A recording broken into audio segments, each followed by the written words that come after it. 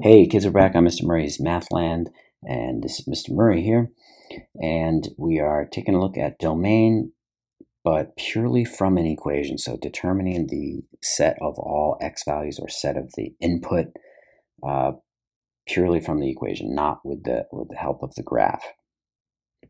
So you're going to learn more and more kinds of complicated functions as you move on.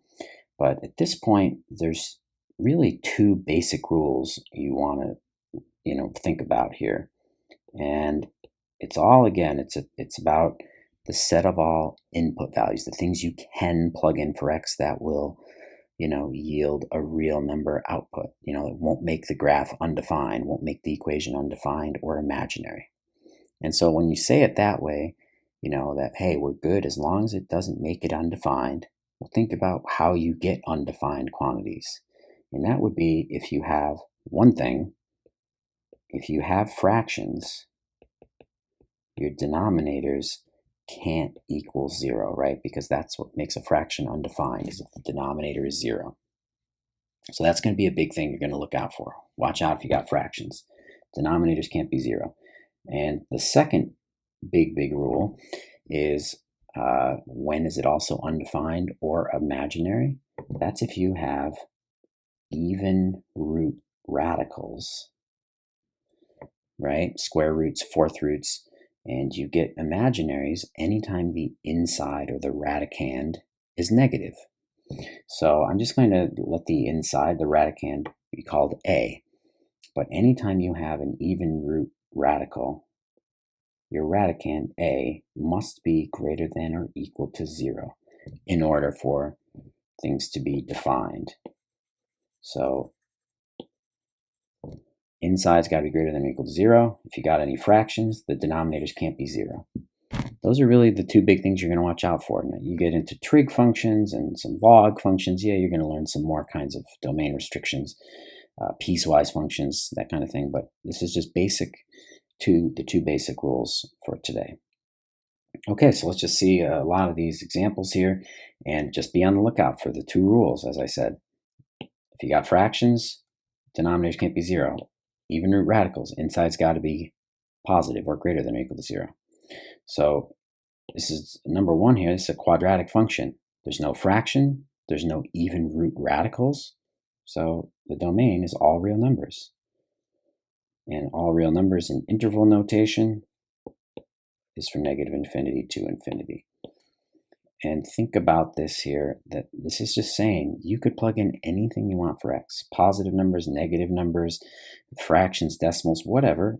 You're always going to get a y value out of it. You're going to square it, multiply by 8. It's okay. It'll never be undefined. So all real numbers, you could plug in anything you want for x. Number two, we got an exponential function here. Again, do you have any fractions? Nope. Do you got any even root radicals? Nope.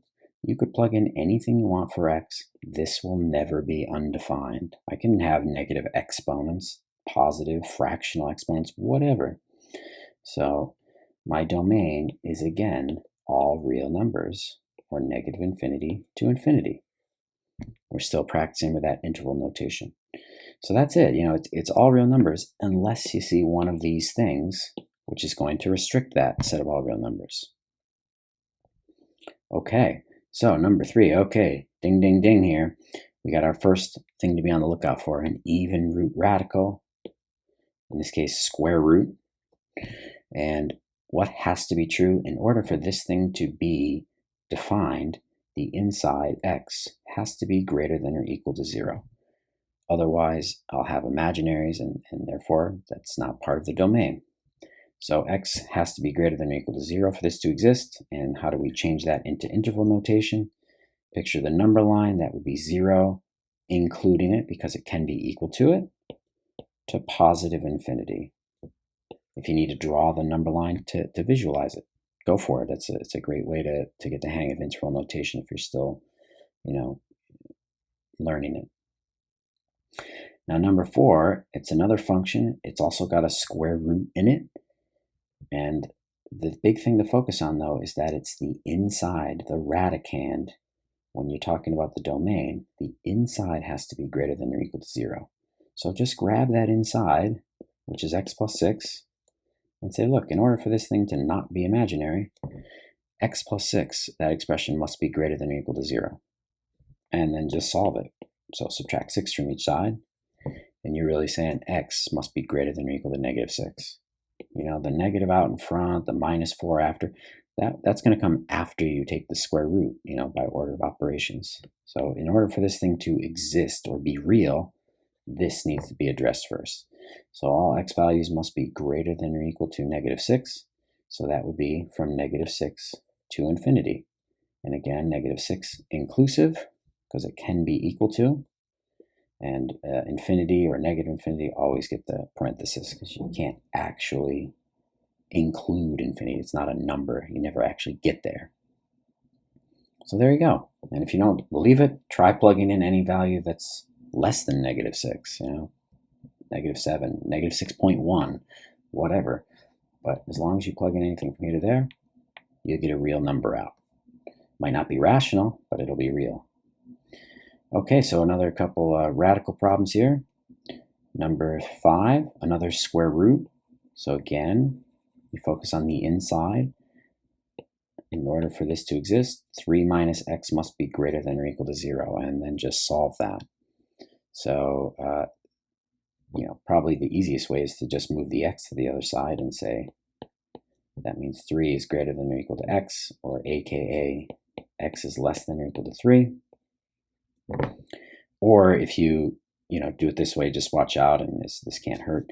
If you subtract 3 from each side and you say negative x is greater than or equal to negative 3, and then you choose to divide by negative 1, just remember, if you haven't done some inequalities in a while, when you divide or multiply by a negative number, you got to flip the direction of the sign there. So either way, you're saying x must be less than or equal to 3. And so that could be any value from negative infinity to 3, because that's all the values to the left of 3 or including 3 on the number line. And again, you want to rely on the algebra, of course, good algebra skills. And it is just a rule. Grab the inside. It must be greater than or equal to 0 and solve it. But don't take your common sense out of the equation. If you make a silly mistake, that's going to happen. But think about your answer. If you plug in anything that's bigger than 3, 4, 5, whatever, 3.1, it's going to make the inside negative. That's going to be imaginary. It's not part of the domain. You could plug in 3 and get 0. Square root of 0 is 0. You can certainly plug in anything less than 0, 2, 2.9, whatever, negative 1, and it will exist. Okay, so number 6, if you're taking a look at this already, hopefully you're not fooled by this, because this is a cube root. It's not an even root radical. So remember, cube roots and fifth roots, odd roots, you can take the cube root of negative numbers. The inside could be 0 or negative or positive or anything.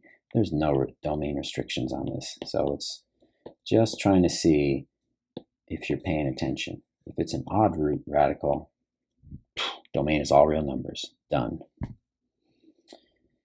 Okay, all right, now here we go. Now we're getting into, we just did a bunch of the radical variety, right? Inside of this even root must be greater than or equal to 0. And now the other rules is what we're going to take a look at, that denominators of fractions can't be 0. In order for this thing to exist, there might be a lot of stuff going on, but I see a fraction, and the one thing I can't have is the denominator can't be 0. So 3x minus 5 can't be 0. So I'm really just going to treat this like an equation and solve it.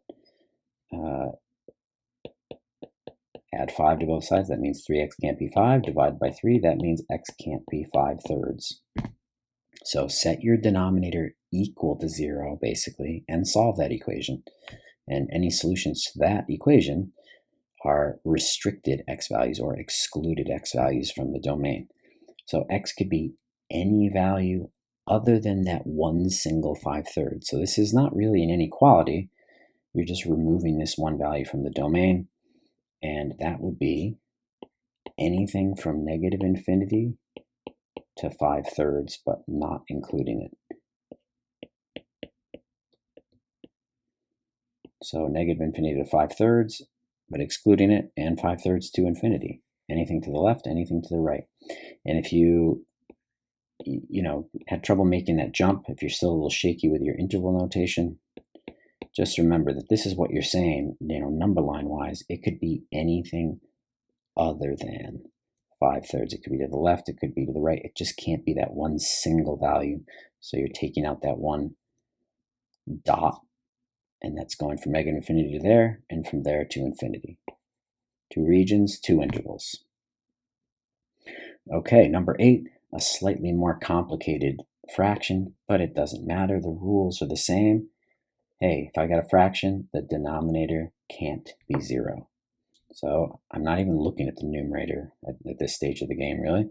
Just saying that denominator can't be 0. So I'm going to try to factor this. This is a quadratic. If it doesn't factor, I might have to use the quadratic formula. But fortunately, this does factor pretty nicely. This is an easy type. Starts with x squared, so x and x. What multiplies to negative 40 adds up to negative 3 in the middle. That would be negative 8 and positive 5.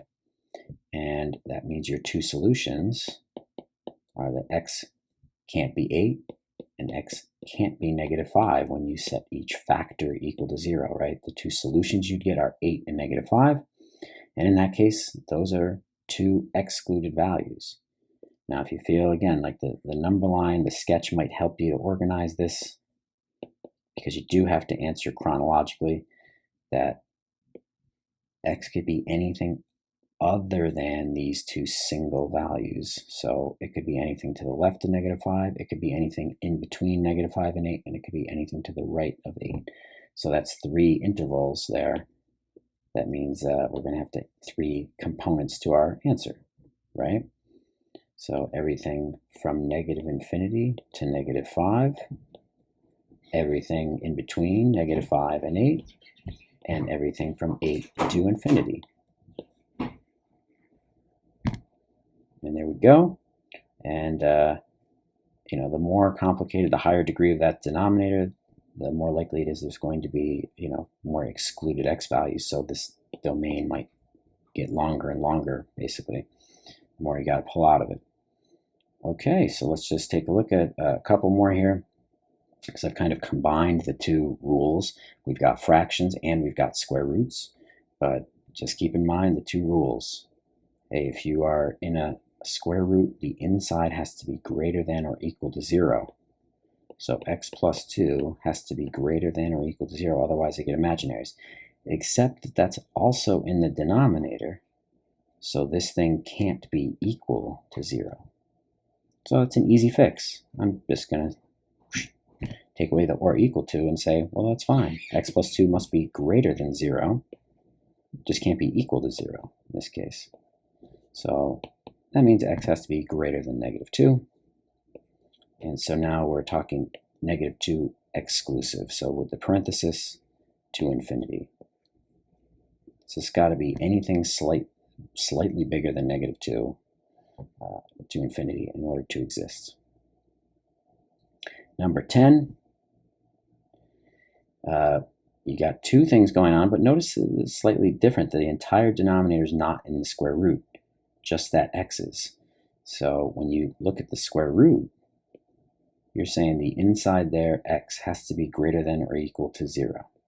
And it could be 0 in this case because that's not the entire denominator. So if you put 0 in there, the square root of 0 is 0, and 0 minus 5 is negative 5. That doesn't make the denominator be 0, which is what you're trying to worry about. So x has to be greater than or equal to 0. However, what about our denominator rule? My entire denominator can't be equal to 0. So I've really got kind of two little problems here to solve. That the square root of x minus 5 can't be 0, and you might be able to just look at that and say, okay, that means x can't be blank. But if not, you just treat it like an algebra problem and solve it. Add 5 to both sides, and then we'll square both sides. That means x can't be 25, right? If you plug 25 in for x, you'll get 5 minus 5, and that'll give you 0. So you've got two things to worry about here, that x has to be greater than or equal to 0, except that x can't be 25. So it can be anything greater than or equal to 0, as long as it's not 25. And if you were, representing this on a number line, here's 0, here's 25, you'd be talking like this, right? A closed circle at 0, including 0, can be anything, but I got to take out that one single value at 25, and then anything bigger than that would be cool as far as the domain's concerned. So how would you describe that? 0 inclusive to 25 exclusive, so parenthesis there, and then everything from 25 to infinity. 2 pieces to your number line, that means 2 intervals in your answer. And so there we go. There's the 2 basic rules for domain. Denominators can't be 0. Inside of even roots have to be greater than or equal to 0. And we even saw a couple combination problems there. Okay, if you have any questions, just let me know. I tried to show you a big variety, so you really hopefully got the hang of it by the end of this video. But obviously I can't show you every combination because there's an infinite amount. So hang in there. If you got any questions, let me know and keep working hard.